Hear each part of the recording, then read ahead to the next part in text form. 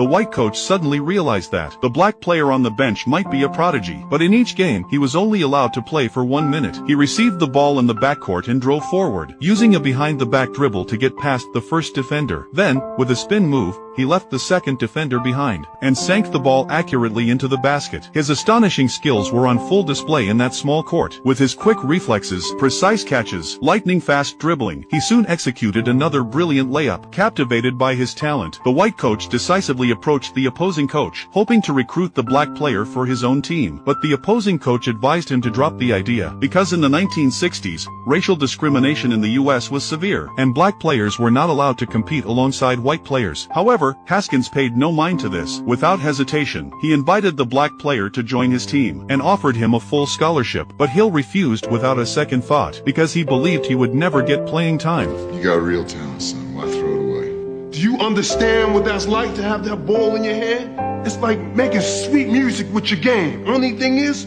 you don't want to hear the song.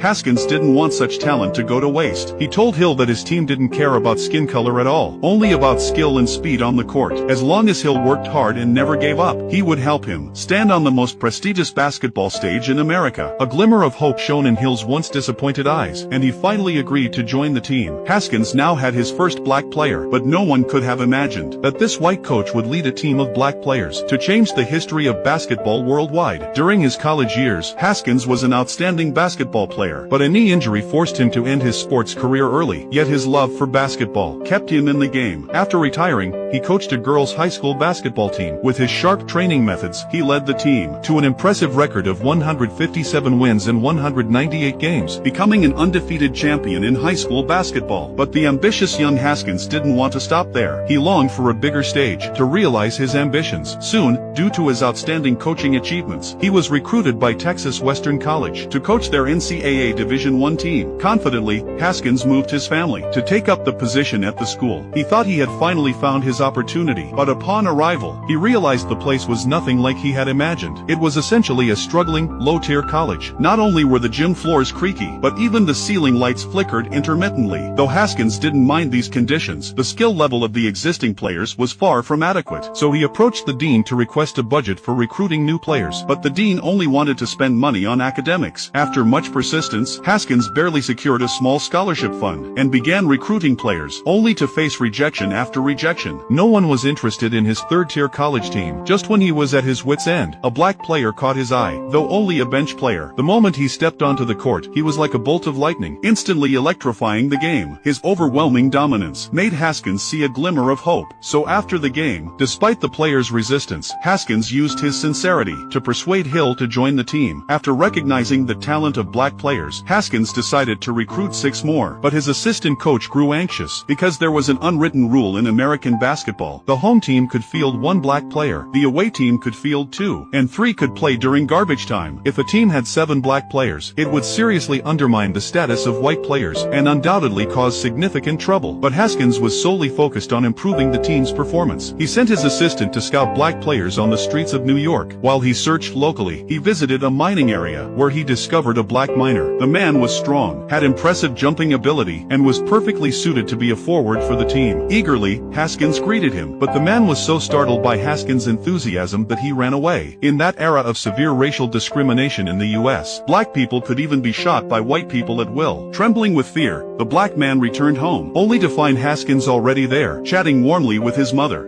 Through sheer persistence, Haskins successfully recruited him. Next, Haskins found a shooting guard. Though the player had solid individual skills and consistent shooting, he was somewhat arrogant and full of taunts toward Haskins. Haskins didn't indulge him. He directly challenged him to a one-on-one, blocked his shot, and taught him how to properly drive past defenders. Unsurprisingly, the third player was successfully recruited. Meanwhile, the assistant sent to New York used smooth talk to find 4 talented players on the street courts. A basketball team with 7 black players was now formed, but as soon as they arrived at the school, they faced discrimination. The cafeteria staff refused to serve them food. White players looked down on them, and even the janitor openly mocked them without restraint. It was an insult and a display of contempt, but Haskins responded in his own way. When the dean refused to provide dormitories for the players, Haskins made a promise. If the team's win rate didn't reach 50% the following season, he would leave with the black players. The dean had no choice but to come.